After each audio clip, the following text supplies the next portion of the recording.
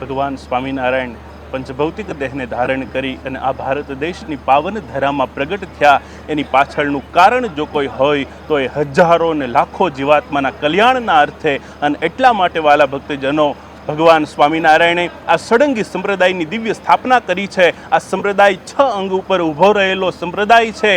મંદિર હોય, દેવ હોય, આચાર્ય હોય, શાસ્ત્રો હોય, હરિભક્તો હોય, સંતો હોય, અને આવા સળંગી સંપ્રદાયના પાયા, સંપ્રદાયના પાતાળ સુધી ધરબા છે. ગમે તેવા વાવ વિટોળા આવે, ગમે તેવા વાવાઝોડા આવે, પણ આ સંપ્રદાયને ઊંડી આંચ ન આવે અને એનું પ્રતિબિંબ, એનું દર્શન કરવું હોય તો વાલા ભક્તજનો, આજે વડતાલની અંદર અદ્ભુત ને અલૌકિક દિવ્ય દ્વિશતાબ્દી મહોત્સવ ઉજવાઈ રહ્યો છે. અને એ ઉત્સવની અંદર વડતાલ પીઠાધિપતિ 1008 આચાર્ય મહારાજ શ્રી રાકેશ પ્રસાદજી મહારાજના દિવ્ય નેતૃત્વ હેઠળ, એમના રૂડા આશીર્વાદથી, પૂજ્ય ચેરમેન સ્વામી હોય, કોઠારી સ્વામી અને વડતાલના તમામ સંતોના યથાગ મહેનત અને પુરુષાર્થ ને પ્રયાસથી આજે ન ભૂતો ન ભવિષ્યથી આવો દિવ્ય ઉત્સવ આજે ઉજવાઈ રહ્યો છે. હૈયે હૈયું દળાઈ રહ્યું છે. હજારો લાખો જીવાત્માઓ આ ઉત્સવના દર્શન માત્રથી કલ્યાણને પામશે. અને આ ઉત્સવના અંતર્ગત હજારો ને લાખો હરિભક્તો અખંડ મહામંત્રની ધૂન કરી રહ્યા છે, કોઈ મહાપૂજાઓ કરી રહ્યા છે,